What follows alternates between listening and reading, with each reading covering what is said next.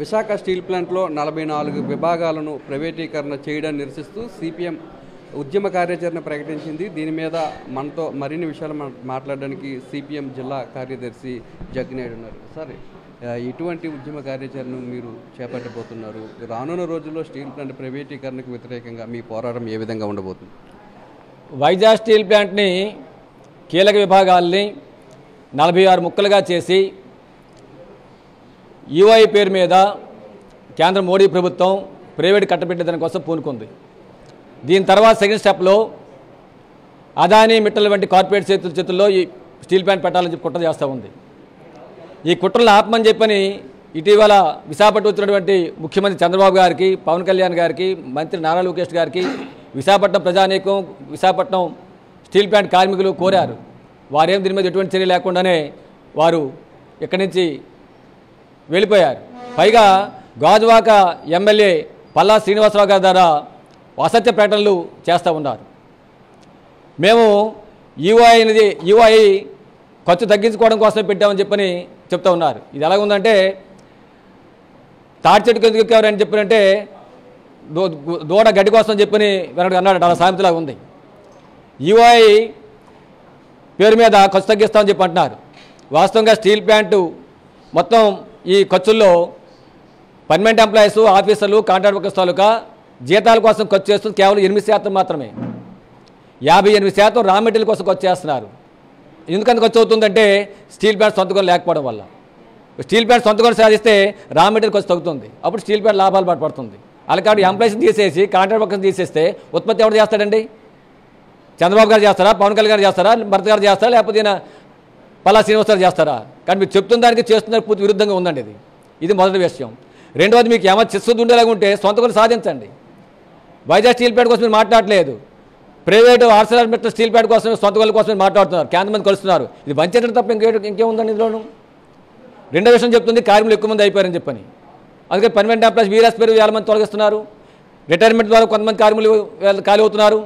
6000 పైచలకు ఖాళీలు ఉన్నాయి. మరియు వాళ్ళు తగ్గించి ఇప్పుడున్న ఆఫీసర్లని పర్మనెంట్ ఎంప్లాయీస్కి వాళ్ళు టైం పెంచేశారు.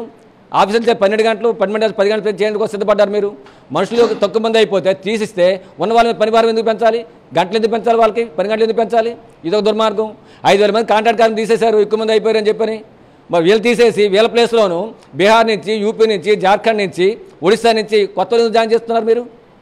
ఈ దుర్మార్గం కదా, లోకల్ అన్యాయం చేసిన అవుతున్నారు కదా మీరు. కాబట్టి ఇది కూడా వాస్తవం కాదని చెప్పి స్పష్టంగా అర్థమవుతున్న విషయం. మూడోది, ఈఓఐ పాతపత్తే కొత్త కాదు అంటున్నారు, కాంట్రాక్ట్ గారు పాత కొత్త కాదు అంటున్నారు. ఇది మరో మోసం. కాంట్రాక్ట్ 250 మంది ఉన్నారు. ఇంతవరకు స్టీల్ ప్లాంట్లో ఈ కాంట్రాక్టుల ద్వారా కాంట్రాక్ట్ వర్కర్స్ స్టీల్ ప్లాంట్ ఉత్పత్తి ప్రక్రియలో కానీ, మెయింటెనెన్స్లో కానీ పర్మనెంట్ ఎంప్లాయీస్, ఆఫీసర్లకి సహాయకులుగా వీళ్ళు ఉండేవాళ్ళు. ఇది పాత పద్ధతి. కానీ ఈరోజు పద్ధతి యూఐ పద్ధతి ఏంటి? ఈ సెక్షన్తో పాటు మొత్తం ఆపరేషన్లో కూడా ఈరోజు కాంట్రాక్ట్లు అప్పచెప్తున్నారు. 250 కాంట్రాక్ట్ల బదులు 50 మంది కాంట్రాక్ట్లు పెడుతున్నారు. ఆ కాంట్రాక్ట్లు కూడా కేంద్ర ప్రభుత్వానికి, రాష్ట్ర ప్రభుత్వం అనుకూలంగా ఉండే వాళ్ళు పెడుతున్నారు. ఇందులో పర్మనెంట్ ఎంప్లాయీస్ కానీ, ఆఫీసర్లు కానీ పాత కాంట్రాక్ట్కి ఎటువంటి పాత్ర ఉండదు. మొత్తం వీళ్ళ చేతిలో వ్యవహారం నడుస్తుంది. ఈ విధంగా ప్రైవేటీకరణ చేసి తర్వాత అదానీ మిట్టల్ చేతిలో పెట్టడం కోసం కేంద్రం కుట్రమంతా ఉంది. దీన్ని నిలువరిస్తాం, స్టీల్ ప్లాంట్ కాపాడుతామని ఎన్నికలు హామీ ఇచ్చి ఓట్లు పొంది గెలిచినటువంటి స్థానిక ఎమ్మెల్యే పల్లా శ్రీనివాసరావు, ఎంపీ భరత్, ముఖ్యమంత్రి, ఉప ముఖ్యమంత్రి వీళ్ళు మాట తిరగబడి ఈరోజు మోడీకి వత్తాస్పరికి చేసి విశాఖపట్నం ద్రోహం చేస్తారు, స్టీల్ ప్లాంట్ ద్రోహం చేస్తారు. అందుకని ఈ వాస్తవాన్ని ప్రజానికి ముందు పెట్టేదానికోసం మేము సిపిఎం పార్టీగా ఈ రోజు నుంచి 11 రోజుల పాటు విశాఖ జిల్లా వ్యాప్తంగా లక్షల సంఖ్యలో కరపత్రాలు పంచి, పాదయాత్రలు నిర్వహించి, గ్రూప్ మీటింగ్లు నిర్వహించి, కార్మికులతో జనలబడి సమావేశాలు వేసి, గేట్ మీటింగ్లు వేసి విస్తారంగా ప్రజానీకంలోకి ఈ ద్రోహాన్ని తీసుకెళ్లాలని చెప్పి మేము భావించాం. ప్రజానీకం సమీకరించాలని భావించాం. రేపు 11వ తేదీన గాజువాకలో బహిరంగ సభ ద్వారా అటు కేంద్ర ప్రభుత్వానికి, రాష్ట్ర ప్రభుత్వానికి ఒక హెచ్చరిక జారీ చేయాలని చెప్పి అనుకుంటున్నాం.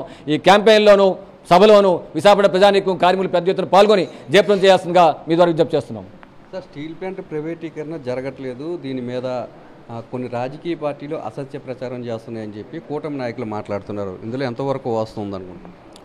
అత్యంత వాళ్ళు మాట్లాడిన దాంట్లో అబద్ధాలు. ఒకప్పుడు ఇదే పల్లా శ్రీనివాసరావు గారు నిరాహార దీక్ష చేసి నిమ్మకాయ నీళ్ళు తాగి ఈ స్టీల్ ప్లాంట్ని కాపాడుతాం, చంద్రబాబు నాయుడు గారు, లోకేష్ గారు కానివ్వండి, పవన్ కళ్యాణ్ గారు చెప్పారు, ఒక్క ఎంపీ ఉంటే పార్లమెంట్ దద్దరలించేస్తానని చెప్పాడు. 3 ఎంపీలు ఉన్నాయి. ఏం చేయగలిగాడు? 21 మంది ఎమ్మెల్యేలు ఉన్నారు. విశాఖపట్నంలో 4 ఎమ్మెల్యేలు ఉన్నారు. ఏం మాట్లాడుతున్నారు అసలు?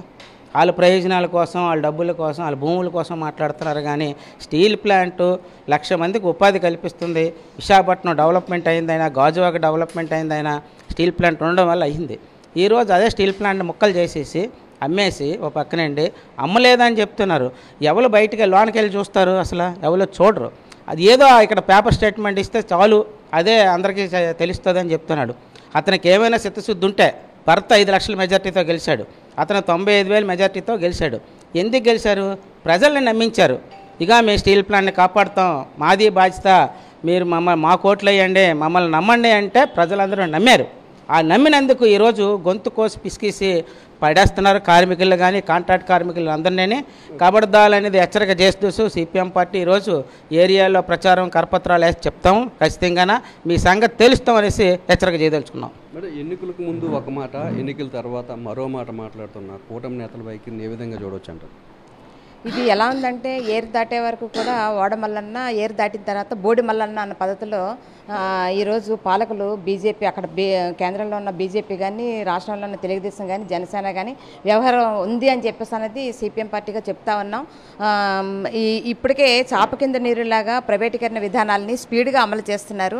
ఈరోజు ఇంప్రెషన్ ఆఫ్ ఇంట్రెస్ట్ పేరుతోటి ఈరోజు టెండర్ని పిలిచి మొత్తం 36 డిపార్ట్మెంట్లని ప్రైవేట్ వాళ్ళకి ఇచ్చేదానికి పన్నాగం చేస్తున్నారు. కనీసం కేంద్రం చర్యల్ని, బీజేపీ చర్యల్ని వ్యతిరేకించడం పోయి ఈరోజు దుష్ప్రచారం చేస్తున్నారు.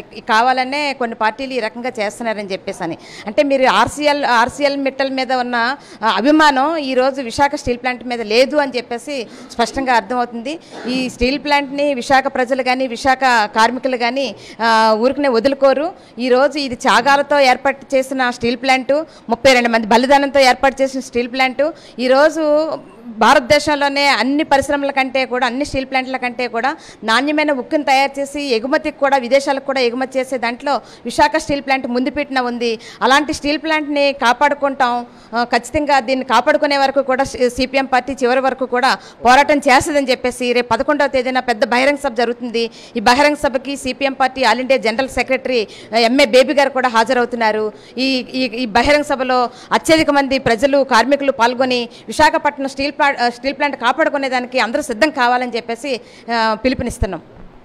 విశాఖ పర్యటన సందర్భంగా CM Chandrababu Naidu, deputy CM Pawan Kalyan, మంత్రి లోకేష్ను విశాఖ స్టీల్ ప్లాంట్ మీద ఒక స్పష్టమైన ప్రకటన చేయాలని తాము డిమాండ్ చేశామని, అయినప్పటికీ కూడా వారు నోరు మెదపకుండా ఎక్కడి నుండి వెళ్ళిపోయారని, వీరి వైఖరిని నిరసిస్తూ విశాఖ స్టీల్ ప్లాంట్లో ప్రైవేటు పరం చేస్తున్న 46 విభాగాలకు వ్యతిరేకంగా ఒక ఉద్యమ కార్యాచరణను రూపొందించామని, నేటి నుంచి 11 రోజుల పాటు ఉమ్మడి విశాఖ జిల్లాలో కరపత్రాల పంపిణీ జరుగుతుందని, ప్రజలందరినీ కూడా చైతన్యవంతులు చేస్తామని, కూటమి ప్రభుత్వానికి వ్యతిరేకంగా ఈ నెల 11వ తేదీన భారీ బహిరంగ సభను కూడా ఏర్పాటు చేస్తున్నామని చెప్పి సిపిఎం నేతలు చెప్తున్నారు. కెమెరామెన్ శంకర్తో నాయుడు, విశాఖపట్నం నుంచి.